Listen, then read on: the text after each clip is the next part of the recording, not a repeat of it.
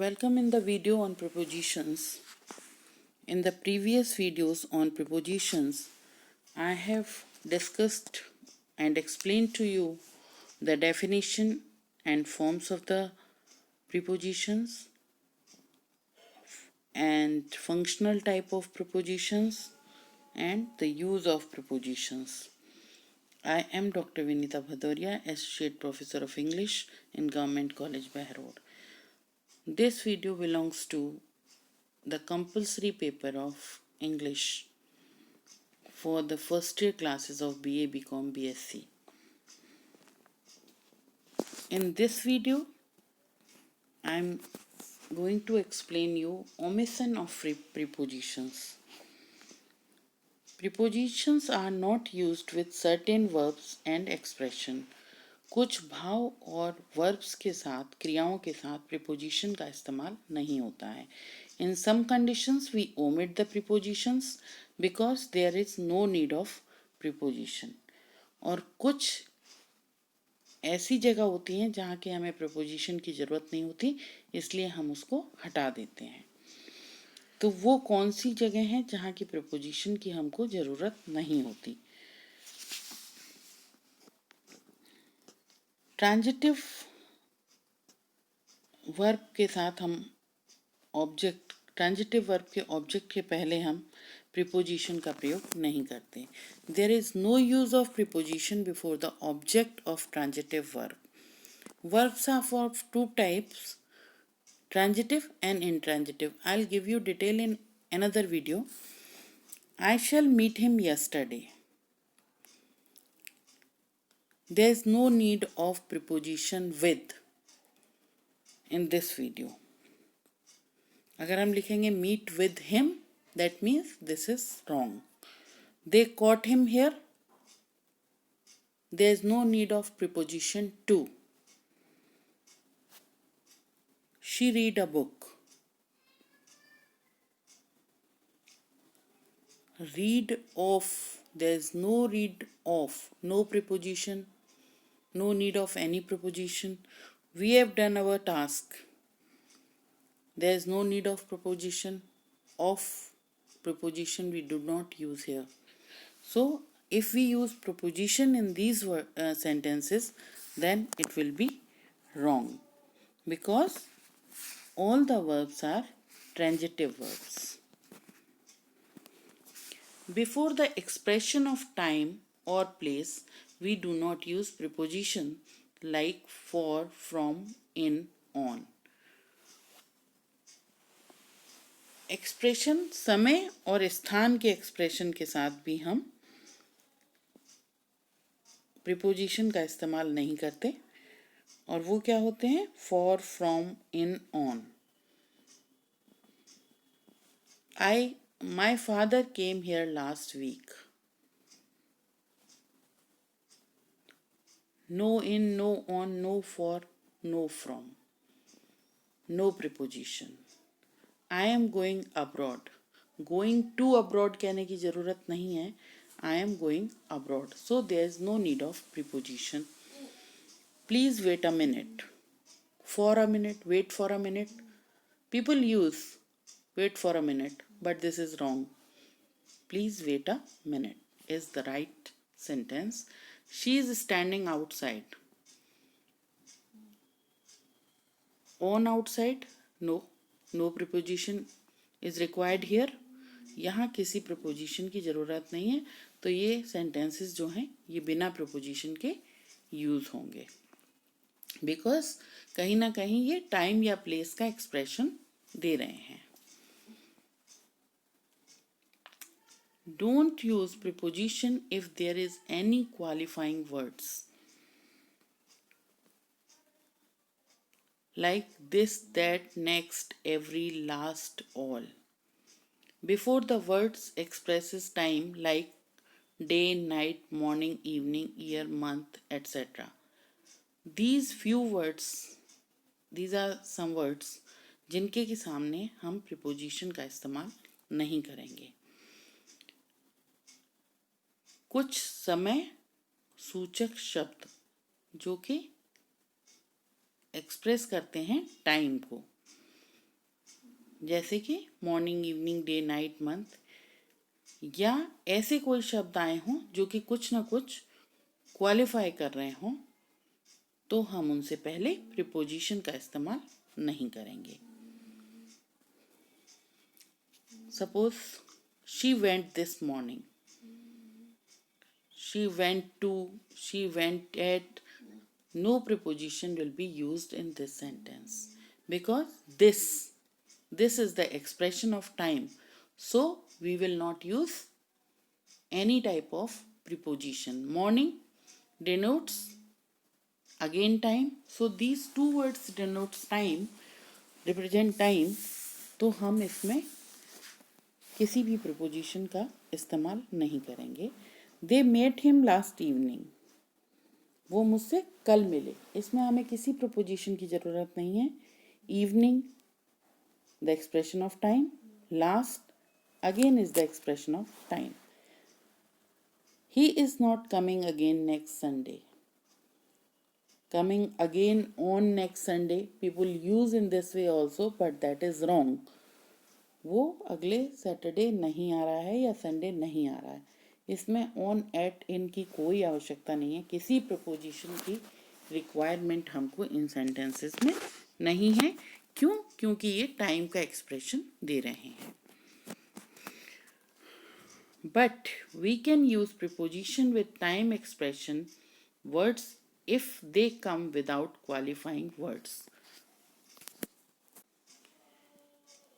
लेकिन अगर जो ऊपर शब्द दिए हैं क्वालिफाइंग शब्द, this, that, next, every, last, all, अगर इन शब्दों के बिना कोई प्रिपोजिशन लगाई जाती है, कोई वर्ड्स हम यूज़ करते हैं टाइम एक्सप्रेशन को शो करने के लिए, तो हम प्रिपोजिशन यूज़ कर सकते हैं. Suppose she went in the morning. In is the preposition. They met him in the evening. In again is the preposition. He is coming again next Sunday. Again is the preposition.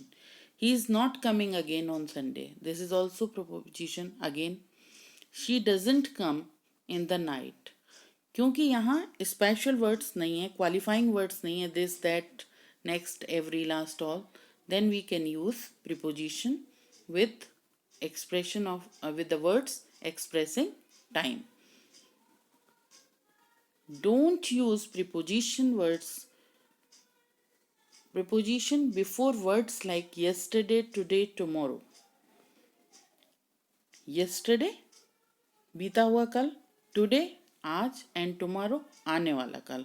इनसे पहले भी हम कोई preposition नहीं लगाते क्योंकि ये भी कहीं ना कहीं टाइम को एक्सप्रेस करते हैं. He will come tomorrow. No in, no on, no at, no preposition. वो कल आएगा. He is not coming today. वो आज नहीं आ रहा है. They came yesterday. वो कल आए थे. So there is no need of using any kind of preposition in these sentences. कोई ज़रूरत नहीं है हमको इन शब्दों में प्रिपोजिशन लगाने की. No preposition is use before home.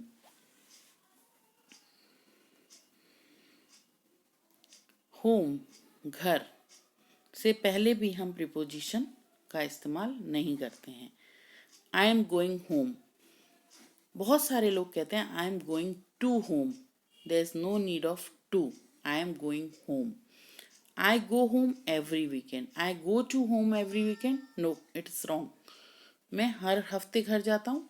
There is no need of को, से, that means to. But if there is a possessive adjective before home or home is used in the sense of house, we use appropriate preposition before it.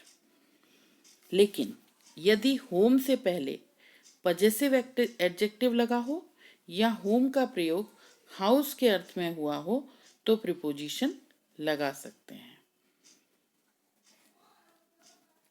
If there are two verbs in a sentence, then use preposition according to their verbs. यदि किसी वाक्य में दो verb आए और दोनों verbs के लिए अलग अलग प्रीपोजिशंस का प्रयोग करना जरूरी हो तो दोनों प्रीपोजिशंस को वर्ब के अनुसार प्रयोग करना चाहिए। Example, she has been thinking about is the preposition, and waiting for is again the preposition. So she has been thinking about and waiting for you since the morning. वो तुम्हारे बारे में सोच रही है और तुम्हारा इंतजार कर रही है कल से। Police has been looking for and inquiringly after the thief for a long time. There are also this sentence consists also two prepositions, for and after. Sometimes prepositions are used in a wrong manner or at a wrong place. There are some verbs that we never use any preposition with them. कुछ verb ऐसे होते हैं जिनके बाद कोई preposition का प्रयोग नहीं किया जाता। वो वर्ब्स क्या हैं? जैसे attack, await, accompany, assist, request, investigate, inform, obey, comprise, order, reach, resemble, resist, violate. These are few words जिसके के साथ हम प्रीपोजिशन का प्रयोग नहीं करते हैं। We do not use preposition with these words. China attacked on Iraq. There is no need of on. China attacked Iraq. Simple, no need of on. I shall inform to him. There is no need of to. I shall inform him. The group comprises of two boys. There is no need of preposition of. Of preposition की कोई आवश्यकता नहीं है यहाँ। Simply, the group comprises of 20 boys. She resembles to her mother. No need of to. Preposition to. She resembles her mother. He violated to the rule. There is no need of to. He violated the rule. She will resist you. No need of to. Preposition. She should obey to him. Obey him. So these are few sentences I have explained you as examples जिनमें कि हम preposition का इस्तेमाल नहीं करते। Now next one is some typical prepositions. थोड़ा सा difference होता है दोनों प्रीपोजिशंस में और हम उनका इस्तेमाल करते हैं। In and into. In is the position of rest. Into is position of motion. In Hindi, इन किसी वस्तु के अंदर स्थित अवस्था का बोध कराता है हमको, जबकि into किसी वस्तु के स्थान की ओर जाती हुई गति की अवस्था का बोध कराता है। पोजीशन जो है, एक में मोशन है और एक रेस्ट है। जैसे the table is in the room. मेज कमरे में है, मेज कमरे में है। And next into, the tiger moves into the cave. चीता कहाँ जा रहा है? गुफा में जा रहा है, गुफा के अंदर जा रहा है। So there is a motion. So this is the difference in the use of in and into. Next is in and within. In expresses time range up to the last point or moment of the given period, and within expresses limit before the last moment of the given period. in जो है हमको अंतिम क्षण का, अंतिम बिंदु का एहसास कराता है, जबकि within जो है वो हमको बताता है कि दिए हुए समय की अंतिम सीमा से पहले का। विदिन मानी उसके अंदर अंदर, उस समय सीमा के अंदर अंदर. Suppose you must finish the work in a month, means by the end of a month. इस काम को तुम इस महीने के अंत तक खत्म कर दो. By the end of the month. You must finish the work with in a month. इस काम को तुमको इस महीने के अंदर ही खत्म करना है, मतलब before the month ends. So this is the basic difference in the use of in and within. Both are prepositions. In and at. In indicate large area of time and place, so we use in for country, state and big cities. In also refers to a state of motion. Next one is at. At refers to a small area or fixed point of time and place as village and towns, and at also refers to a stationary position, static position.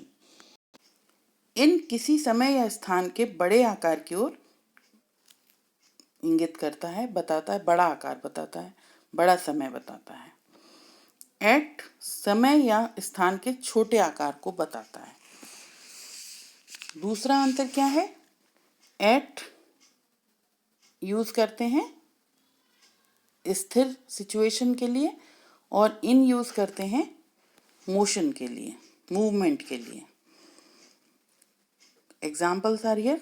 He lives in Uttar Pradesh. Uttar Pradesh is the big state, the whole state. So he live in Uttar Pradesh. He lives at Agra. Agra is the part of Uttar Pradesh. So it is smaller unit and Uttar Pradesh is the big unit. तो हमने आगरा के साथ eight का इस्तेमाल किया और उत्तर प्रदेश के साथ इनका इस्तेमाल होगा. She will come in the morning. She will come at 6 o'clock. वो सुबह में आएगी, सुबह आएगी और वो 6 बजे आएगी. हमने टाइम को स्पेसिफाई कर दिया. मॉर्निंग का समय बहुत लंबा होता है और 6 o'clock कह के हमने टाइम को स्पेसिफाई किया. तो जहाँ हमने टाइम को शॉर्ट किया वहाँ एट का यूज़ हुआ और जहाँ हमने टाइम को स्पेसिफाई नहीं किया वहाँ इन का यूज़ हुआ. The work is in progress. ये मोशन शो हो रहा है. वर्क इज इन प्रोग्रेस, काम चल रहा है. He is at home. वो घर पर है. ये स्टैटिक सिचुएशन है, स्थिर सिचुएशन है. एक जगह मोशन है, दूसरी जगह स्थिर सिचुएशन है. On and upon. Again, these are the two prepositions used typically. On indicates a state of rest or static position. Upon refers to a state of emotion. State of motion. On स्थिर position बताता है, static position बताता है या आराम वाली position बताता है. अपॉन मोशन बताता है, मूवमेंट बताता है. The book is on the table. So book is resting on the table या book is kept on the table. He jumped upon the table. इसका क्या मतलब? वो कूदा. That is motion, movement. वो कूदा टेबल के ऊपर. बुक रखी हुई है टेबल के ऊपर, that is in resting mood. और वो कूदा टेबल के ऊपर, that means there are some movement. So this is all about prepositions. I have explained you definition, forms, functional type of prepositions, use of prepositions, omission of preposition, wrong use of preposition, and some typical prepositions. If you feel any difficulty, you can feel free to ask me. Thank you very much for watching this video.